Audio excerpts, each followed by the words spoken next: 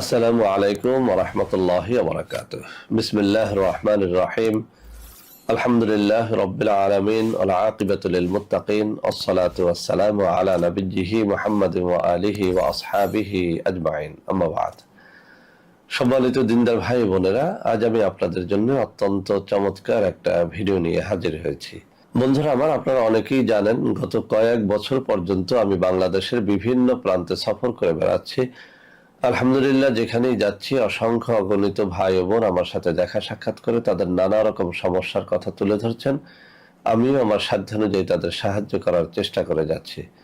বন্ধুরা আমার, আল্লাহ রাব্বুল আলামিনের কাছে এই প্রার্থনা করি, আল্লাহ রাব্বুল আলামিন যেন আমাকে আমৃত্যু মানুষের খেদমতে নিয়োজিত রাখেন, আমিন। বন্ধুরা আমার, আমরা যখন বিভিন্ন এলাকায় সফরে বের হই, কিছু ভাই ও বোন তাদের নানা রকম গোপন সমস্যা আমাদের কাছে শেয়ার করে থাকেন।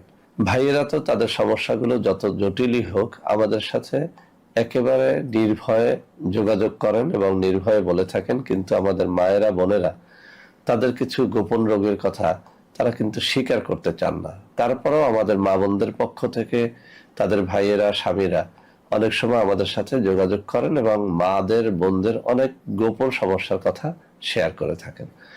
তো বন্ধুরা, আমরা আজকে এই কিতাবে থাকা অত্যন্ত চমৎকার একটা গোপন রোগের সমাধান দেব, যেটির মাধ্যমে আপনি আপনার মা বোন অথবা আপনাদের আত্মীয় স্বজন যারই এই রোগটা থাকুক না কেন, সেটি ইনশাআল্লাহ আল্লাহর এই কালামের বরকতে এখান থেকে আপনারা আরোগ্য লাভ বা মুক্তি লাভ করতে পারবেন। বন্ধুরা আমার, রোগটির নাম হচ্ছে অর্শ রোগ। আরো বিস্তারিত ভাবে যদি বলি, অর্শ পাইলস গেজ।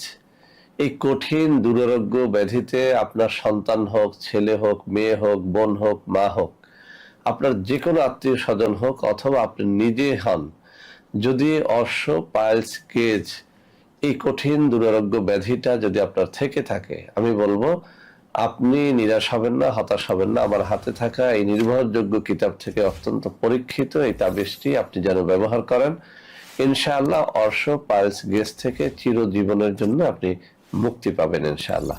বন্ধুরা আমার, অর্শ পাইলস গেজ থেকে মুক্তির জন্য আমাদের অনেক ভাই ও বোন ইন্ডিয়াতে যান, নানান দেশে সফর করে তারপরে এটির অপারেশন করিয়ে থাকেন। বাংলাদেশেও এর এখন অনেক রকমের অপারেশন রয়েছে। অপারেশন একবার করলে কিছুদিন ভালো থাকা যায়, এরপরে আবার গোটা গোটা দেখা যায়, আবার অপারেশন, আবার গোটা গোটা দেখা যায়। এরকম আমি এমন রোগীও দেখেছি একই জায়গায় 2-3 বার অপারেশনের পরে এখন ডাক্তার বলে দিয়েছে আর কখনোই এটা অপারেশন করা যাবে না, তাহলে মারাত্মক ক্ষতির সম্ভাবনা থাকবে, মৃত্যু পর্যন্ত এই যন্ত্রণা তাকে ভোগ করতে হয়। তো বন্ধুরা আমার, আমি পরামর্শ দেব অর্শ পাইলস গেজ হলেই আপনি যেন অপারেশনে না যান। তো আজকে আমার হাতে এই যে কিতাব, এই কিতাবের এই ছোট্ট একটা নকশার মাধ্যমে আমি বহু রোগী আলহামদুলিল্লাহ আল্লাহর এই কালামের বরকতে ভালো হয়েছে। আপনাকে আমি চ্যালেঞ্জ করে বলবো, আপনি যদি এরকম হতাশ হয়ে থাকেন অর্শ পাইলস গেজ থেকে, তাহলে আপনাকে বলবো অবহেলা না করে আমার আজকের এই ভিডিওটি শুরু থেকে শেষ পর্যন্ত দেখবেন। নকশাটি যে নিয়মে এই কিতাবের মধ্যে বর্ণনা করা হয়েছে ওই নিয়মে ব্যবহার করেন, ইনশাআল্লাহ আপনি অর্শ পাইলস গেজ থেকে মুক্তি পেতে পারবেন। বন্ধুরা আমার, আসলে এই জাতীয় রোগী আমার কাছে এত বেশি আসে যে আমি ভাবলাম যে এই তদবিরটি একেবারে উন্মুক্ত করে দেই, যাতে করে আমরা একটু চাপ মুক্ত থাকতে পারি। তবে তাবিজ কবজ যারা লিখতে চান বা এই তাবিজটি যারা নিজে ব্যবহার করতে চান, তাদেরকে আমি কয়েকটা শর্তের কথা বলছি। কেননা তাবিজ কবজ লিখতে জানলেই লেখা যায় না, এর জন্য কিছু শর্তাবলী পালন করতে হয়। 1 নম্বরে আপনি অবশ্যই নামাজি রোজাদার হবেন। যেদিন কবজটি আপনি লিখবেন অন্তত সেদিনটা আপনি একটা রোজা রেখে কবজটা লেখার চেষ্টা করবেন। রাত্রে তাহাজ্জুদের নামাজ পড়ে কান্নাকাটি করে দিলটাকে পরিষ্কার করে তাবিজ লেখলে অনেক বেশি ফায়দা পাবেন। তাবিজ লেখার জন্য ভোজ পাতা অথবা তাবিজ লেখার নির্ধারিত কাগজ জোগাড় করে নেবেন, মেশক জাফরানের কালি জোগাড় করে নেবেন, ঝর্ণা কলম জোগাড় করে তারপরে তাবিজ লিখবেন। সর্বোপরি কোনো একজন পীর মাশায়েখ বা কোনো একটা আল্লাহওয়ালা ব্যক্তির অনুমতি অবশ্যই নিয়ে নেবেন। এরকম লোক যদি আপনার এলাকাতে আপনি না পান, তাহলে অন্তত একজন তাবিজ লেখকের অনুমতি নিয়ে আপনি তাবিজটা যেন লেখেন, তাহলে অবশ্যই এর দ্বারা আপনি সুফল পাবেন। বন্ধুরা আমার, নকশাটি আপনাদের সামনে আমি উপস্থাপনের আগে একটু পড়ে শোনাই যাতে আপনাদের জন্য সহজ হয়।